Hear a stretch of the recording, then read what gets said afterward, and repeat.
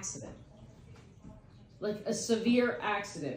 Like, you know how you've been alleging that they broke your right arm? This picture, this picture that we have, this is 3 weeks after the accident, and your arm is different shades of color, and it looks like you can't raise it properly. We also have pictures of the back of your head with severe, like this one just massive ass bump on it. And I'm not even going to go into how we took those pictures for the record.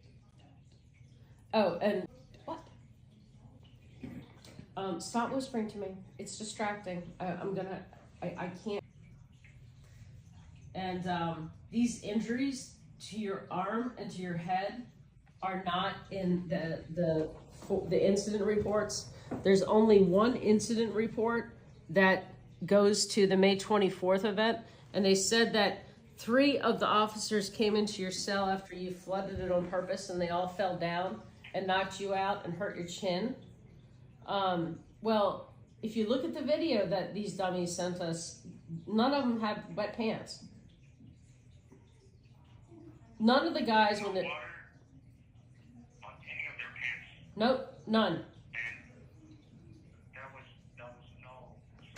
They stomped, picked me up, and smashed my head into the wall with my handcuffs behind my back.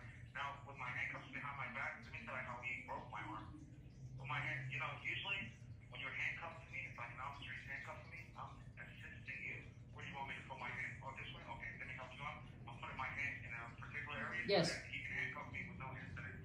Tintin grabbed my arm, put it to the back, and pulled it, extended it, and cracked, broke it. That was so painful. I've never felt that in my life. I started whimpering like a dog, like Yeah. like it was like really, really painful. And then my arm got really, really fat and all types of colors. It was like purple, blue, orange, I don't know what. It was broken. So when you say the medical terminology of broken or fractured, I'm not a doctor, but I can tell you now, he literally snapped my arm. I believe you because Extended it. I believe you because there's no explanation of why your arm would look like this with this much trauma 3 weeks after the the actual beating.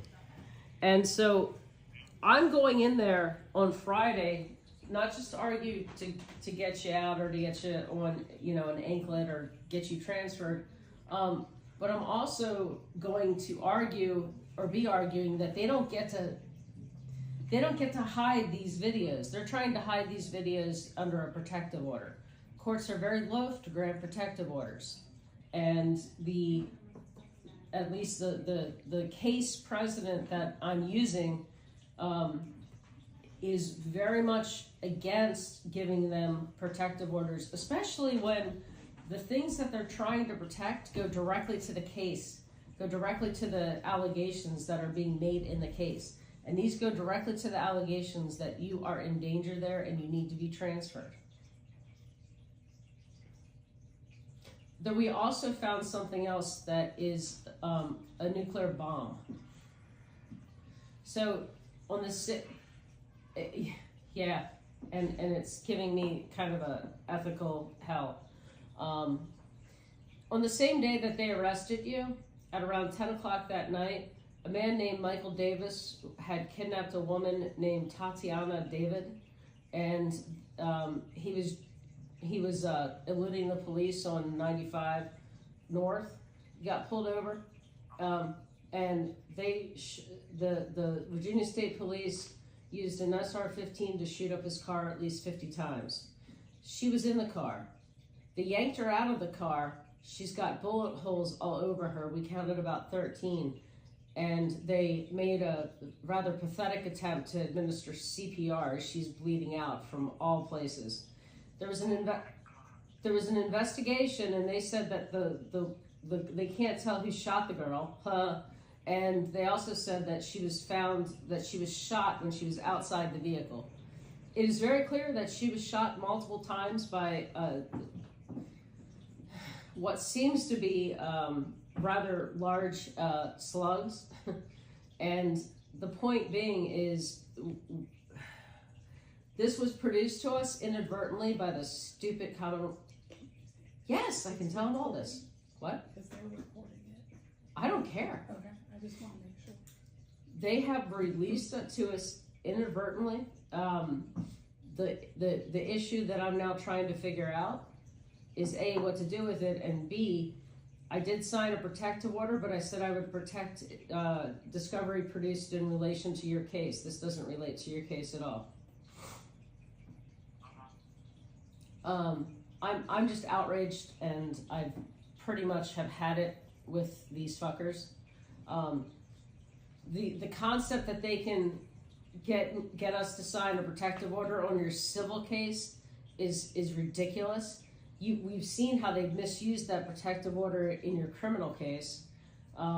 They release little parts of videos that benefits them in a lying, cheating manner, in a fake manner, but they won't release the whole thing. There's no reason for these guys to be able to hide their crimes under the color of law. It's just astounding. Exactly. You should have criminal indictments on these officers that are doing whatever they're doing. These are rapists and criminals on a whole different level. When they took my clothes off, I don't know what the hell's going on. When I opened up my eyes, the light was dimming in and out. I'm like, what's going on? You dropped your glasses. I'm like, oh my God. I was so scared. Like, till this day, I have PTSD. My anxiety goes through the roof. If an officer just comes in and asks for the phone and stands next to the phone card. Like, I don't even know what to do. Like, I'm trying to, be cordial, communicate, and just have someone with proper communication tell me, give me the phone. There you go. Here you go. I'm being subjected to terror. Being pepper sprayed. If they pepper spray me, I'm going to die. I'm telling you that right now. If they pepper spray me or if they put their hands on me, I'm not going to make it to my trial. So I'm trying my best to communicate and just stand firm, ask questions to a degree. But when it comes down to it, this whole environment is super scary. Yes. The only reason I'm able to speak on this with confidence is because I see it working. I see my family out there. I'm okay. I'm over here standing. And another thing I want to tell you about that discovery, they said I was playing basketball. They said that the provider saw me on a video playing basketball. Of course I'm playing basketball. I'm going to kick the soccer ball too. I'm going to do whatever I can to actually try to be normal or survive, or I massage my hands and my feet in hot and cold water. If it wasn't for that, I would be crawling on the floor. I could not put pressure on my leg. The back of my head was a crater because of the blows. They had their fists closed, punching nonstop. No mercy, picking me up from my shirt, slamming me face down. Make sure your face touches the floor, and then stomp. Like, oh my God. I see the craters. Violent people. Mustafa, I see the craters on your head. It's very clear in the images. Can you? Broccoli. It does. Can you confirm that after they took you down to cell 1, did they come back in, and if so, how soon-ish? They removed the handcuffs. They had taser guns on me, and Daniel's had his foot on my head.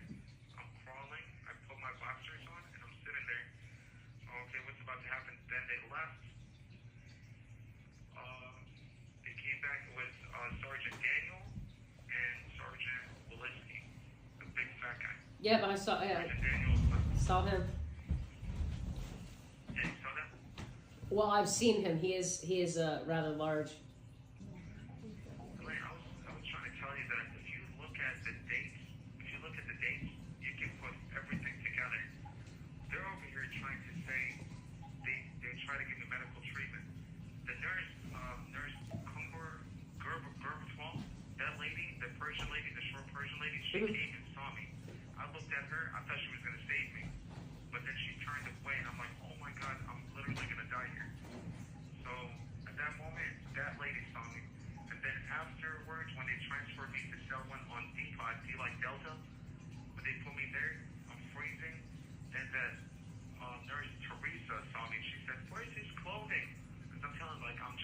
my body. I'm freezing, please, anything. Like, let me just get a shirt, anything.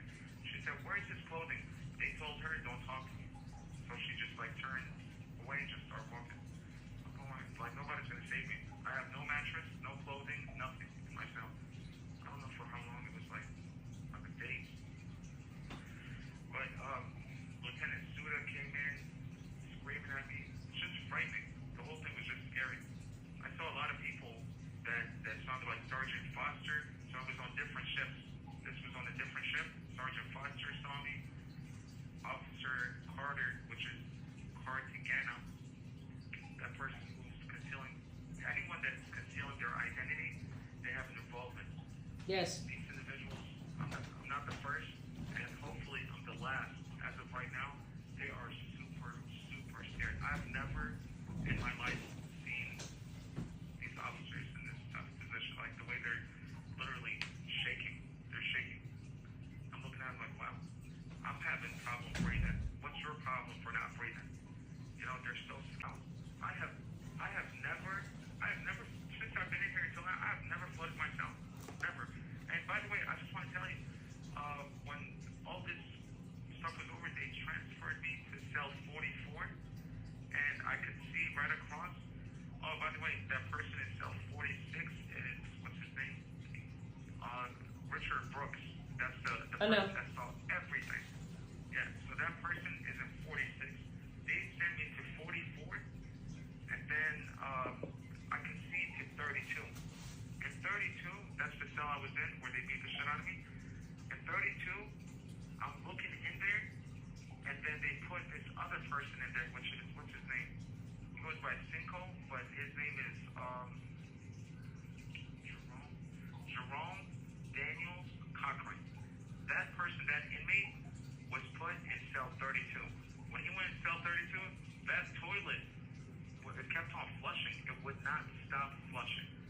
And from what I understand now, these toilets are all electronic. They have a system in here when they shut off the water, when they fix the toilet, the maintenance people, they have a logbook and a report. So you can retrieve all of that stuff. That toilet kept on flushing nonstop. It was just a weird type of flushing. So, and it was clogged in a way where they had to remove that person from that cell, put them somewhere else. And at that moment, I'm realizing, like, I'm trying to put everything together. I'm saying, was the motive really the toilet, or was it something else? This was a meeting that was scheduled for me. It was coming for me, and there was no way around it. There's no way around it. Like, I crawled under my bed. I'm still trying to figure out, Mustafa, I'm still trying to figure out why they were coming at you. Was there a bond hearing coming up, or why were they trying to intimidate you then? You've been in there for about 6 weeks. I don't know. All I know is that when I first got here, I was walking barefoot from my cell to the shower, and I remember in my notes I'm putting down this person standing behind me, which is Sergeant Walensky. Sergeant Walensky, I didn't know his name at the time. I called him Walensky. So Walensky is similar in pronunciation, but it's not the same because Walensky is Walensky. So I'm saying that person behind me, standing behind me, and in here, when you're on top security list, they got me chained up from head to toe. You have to take off all your clothing and wrap yourself around with a bed sheet. So I'm wrapping myself out with a bed sheet, and I'm walking barefoot to the shower stall. And this person is standing behind me, really big and tall, over 6 foot, and he can see over the covering. So I'm trying to remove my bed sheet off of my body so I can, rinse off. And he's literally staring at me. I'm like, can you move a little bit so I can take off my bed sheet? He's like, just staring at me.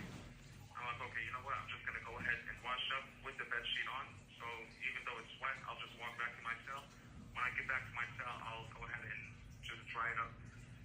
As we're walking, he's telling me I'm not built like that. Like, I put that in my journal, by the way. This particular person is the person that was there on the May 24th beating. He was blocking the door, and he was taking pictures with his cell phone. Walensky was taking pics with his cell phone? Yes, he was. On his cell phone, he was taking pictures. I'm not sure of what. I don't know, like whatever, but I heard them all boasting about it. I just want to tell you the most embarrassing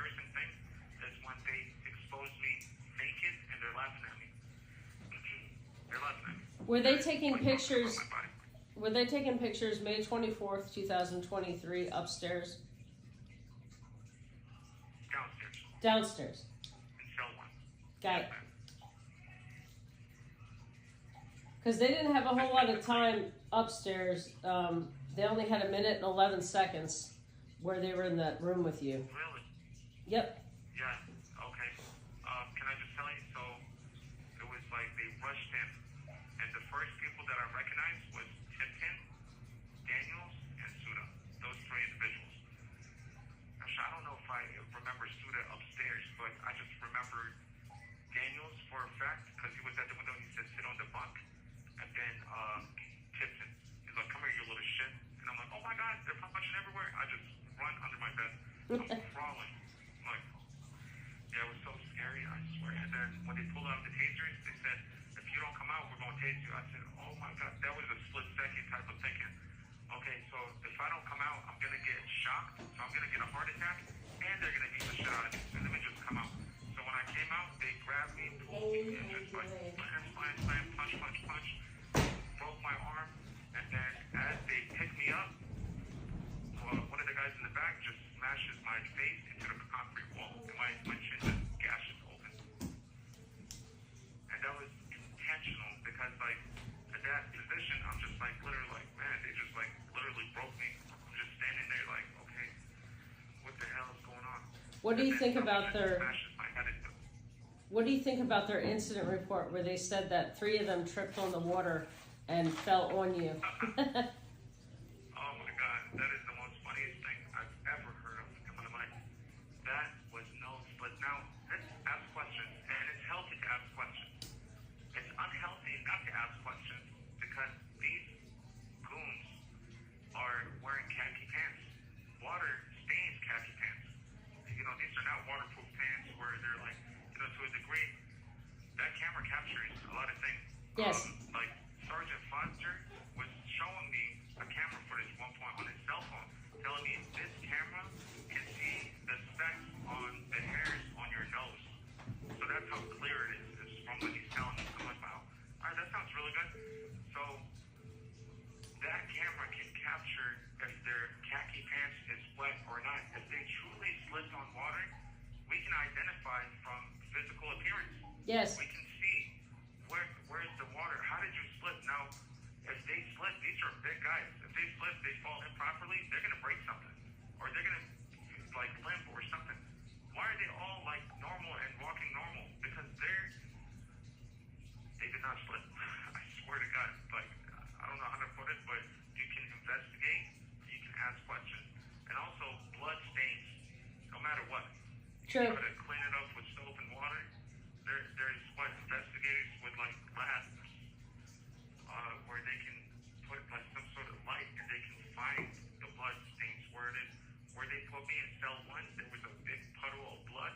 They threw my thermal at me when I was naked. They said, "Clean up that blood," and I'm literally cleaning it, and it's smearing in a circular motion on the floor in the Yeah. middle of the cell.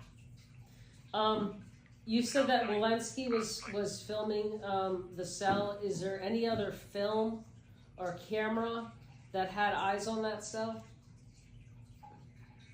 That giant camera on the desk, it's a PTZ 360 type of degree camera. You can see everything. I don't know why they're saying that's the blind spot. Like, something No. doesn't add up to me. Why Okay. would you put me in that cell if it's a blind spot? Well, to kill That you. camera can see everything. Okay, so And another thing, they took me to rec on, let me see, after May 24th, they took me to rec, let me see, May 25th or May 26th. Right when I visited, when I had a contact visit with Casey Stevens and another lawyer, my mom was doing a welfare check on me because she called and First Sergeant Darling said, "Oh, your son just couldn't call you." She was checking up on me. I haven't called. She was worried about me. They said, "Your son is fine." That's when they beat the crap out of me, doing the whole, all that. They're trying to tell my mom like everything's good.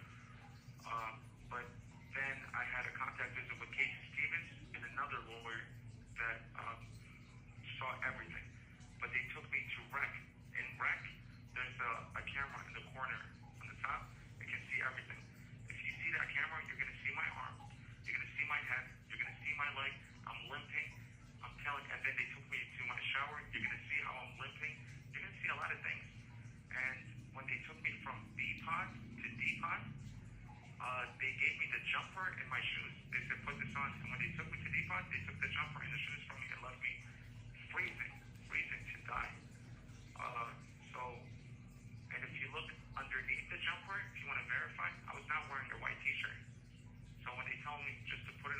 show the cameras that I'm walking.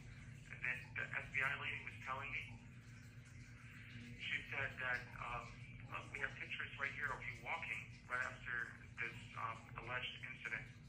And I'm telling her, man, like I'm telling you, if you gave me like commands to fly, I would literally flap my wings and try to fly. I'll do anything. Like I was scared, beyond scared. It was so scary that it was like I've never felt that in my life. I've never been like jumped and beat up like that. Like I don't know, it's just I've never seen that. Like never happened to me. That was the attempted murder. That right there is attempted murder. Mustafa, we're gonna go through some of the more of the criminal evidence of the telephone calls.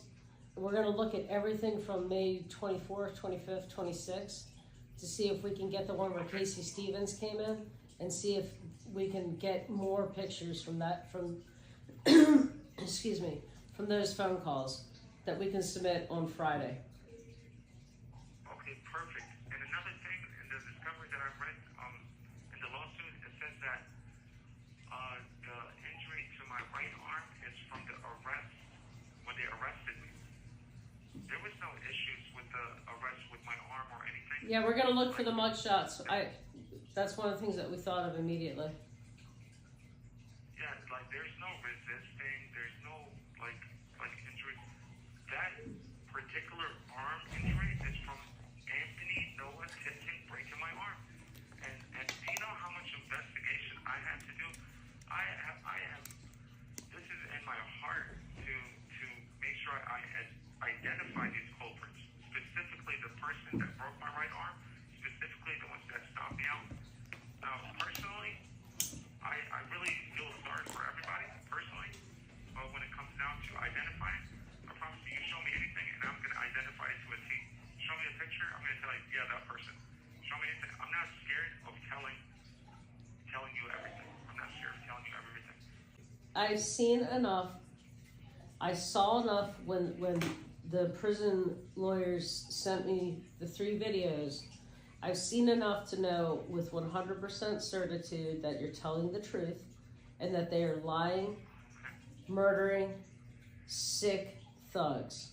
And I'm not going to stop until I see justice. Wow. Thanks, Mike. You're the best. You're welcome. Like right now. You're welcome. This guy's telling me that I have to finish up with the phone. So, like, do you want to tell me anything else? I want to know one more time, your dental pain. What side of your mouth was the dental pain? On the right side. My whole right side was just frozen. Okay. And where did they find the cellulitis? On the right side. Okay. Let me see, like on my whole right side was going like up to my eyes. Like I couldn't blink anymore. Okay. Right now it's like, yeah. How's your face right now?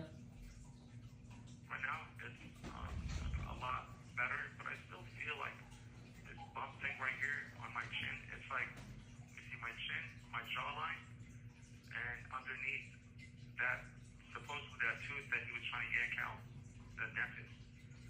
So I don't think it was a toothache. So like it was just a big bubble growing out. Now it's like depleted. Yes. But I don't know what it is. Okay. I'm trying to think if I have any more questions. I don't.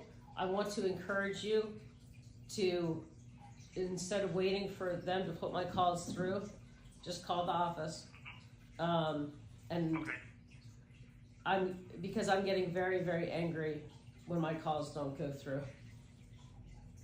Exactly. They're over here saying, like, by the way, when I tell them I want to call my lawyer, I'm not just saying I want to call my lawyer just to get the phone and I don't call my lawyer. No, I want to call my lawyer so I can tell you something at that moment. But going forward, I'm going to write it down.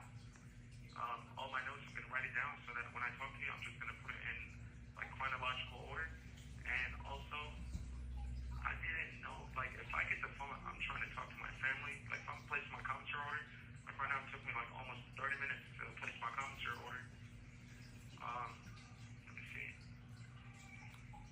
if I want to talk to my family, that's 30 minutes. And then I want to call my lawyer. And then yesterday I talked to Blake. Blake told me a lot of things. Did you get a chance to talk to Blake, by the way? I talked to him yesterday. What did he tell you? He told me that the prosecution is trying to bring like 28 different expert witnesses into my case. He's like, that sounds ridiculous. Like, they're trying to bring like a domestic violence expert, an Arabic language expert. They're trying to say, Sarah Sammy is trying to say like, there's a phone call with me speaking in Arabic, and they're trying to bring an Arabic expert witness. I'm thinking like, whatever I'm saying on the phone, whatever I talk to my family is the same exact thing I would say to anybody. But when my lawyer tells me, don't talk about your case, don't talk about your case, I get it. They're twisting my words around. They're taking my words out of context. And they're doing things like that's just weird.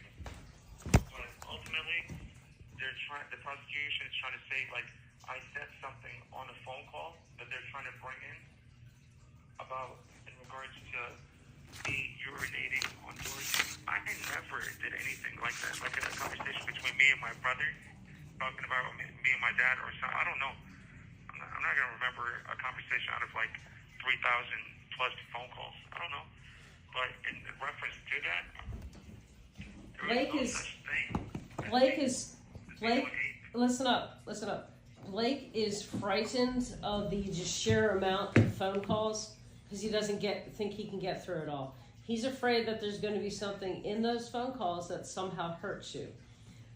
In part because Blake doesn't know you as well as I do, but also in part because I have more resources here at the firm to actually go through those phone calls. So I have talked to Blake. He's been having a lot of trouble downloading the evidence.com videos. We've downloaded everything onto a 2 terabyte hard drive. We're going to make a copy for him and FedEx it down to him. Wow. Yep.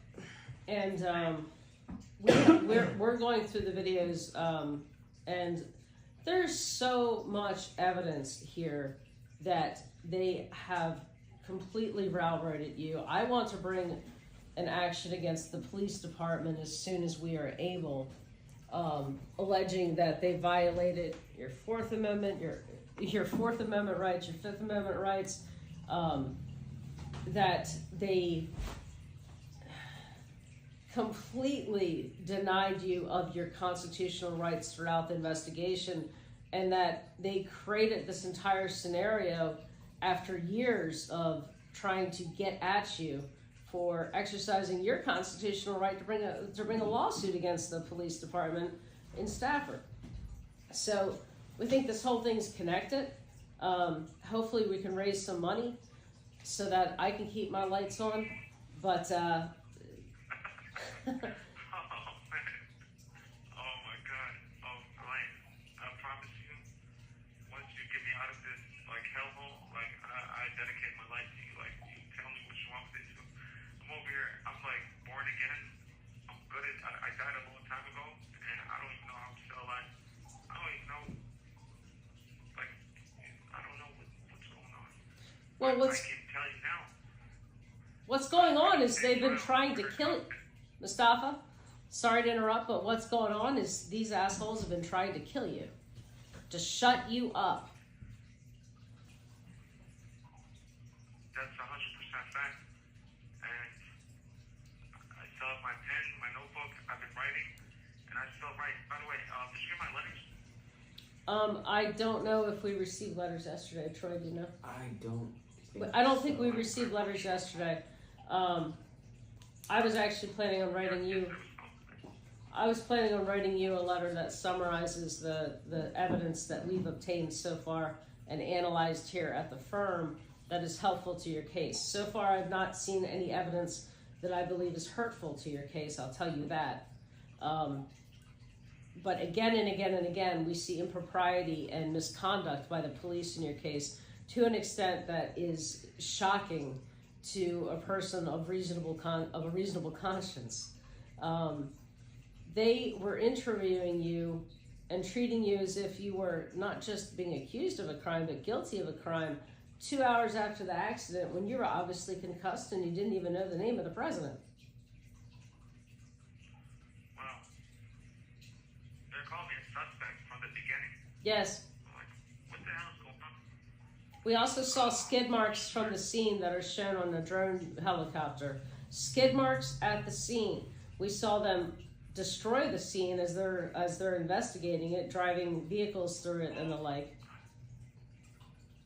We've been. By the way, Mm-hmm. I got the. I'm sorry, Elaine. I am so sorry for interrupting. You're fine. I just want to tell you, I got the discovery from Casey. I remember reading the discovery. There was a pickup truck Yes. that went through the Yes. scene. Yes. There was What also the hell is that? there was that. There was also a fire truck that just drove straight through it all. There's people walking around throwing your tire around. There's just all kinds of shenanigans. We're also missing all of the body cams that show what they did with Dorothy and Empress. Oh my God. Okay, Elaine, I just want to remind you one thing.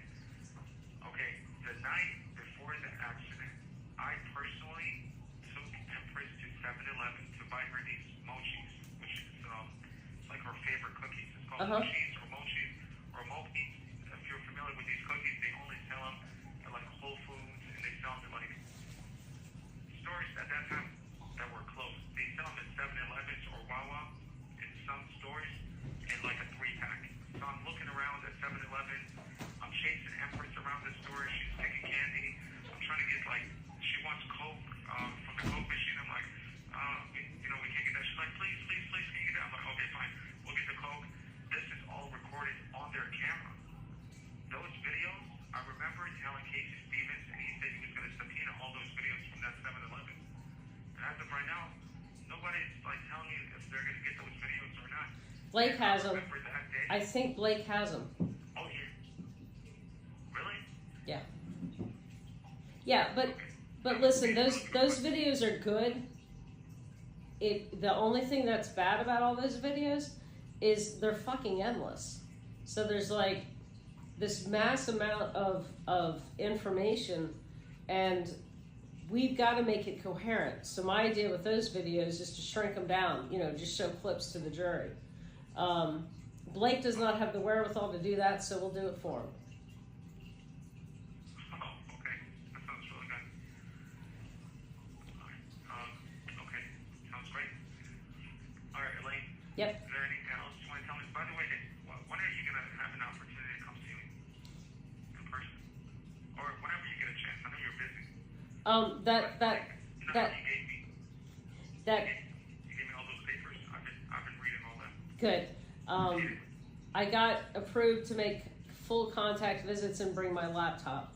I'm not certain because I am working so hard actually on your case, in addition to my other cases. I don't want to promise, just keep asking me and I'll figure out when I can come.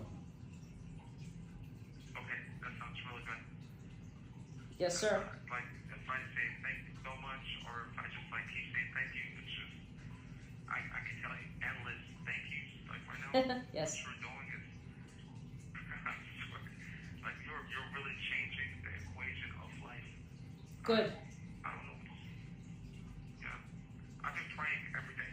I pray every single day. So, I'm just keeping my faith up, and I'm trying to stay strong. You have 1 minute remaining. You It says 1 minute. hang in there, brother. Is there anything else? Not that I can think of. Thank you so much. You're the best. You're the best. We all love you.